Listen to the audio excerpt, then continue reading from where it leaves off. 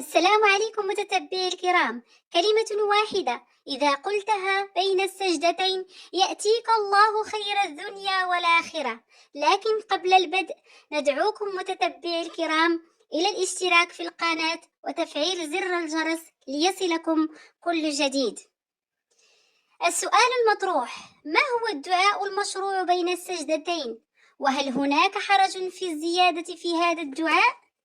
فالإجابة بعد الصلاة والسلام على نبينا الحبيب محمد صلى الله عليه وسلم. فقد روى النسائي وابن ماجه عن حذيفة رضي الله عنه أن النبي صلى الله عليه وسلم كان يقول بين السجدتين: رب اغفر لي، رب اغفر لي. وروى أبو داود عن ابن عباس أن النبي صلى الله عليه وسلم كان يقول بين السجدتين: اللهم اغفر لي وارحمني وعافني واهدني وارزقني. رواه أيضا الترمذي وفيه قال: واجبرني بدلا وعافني.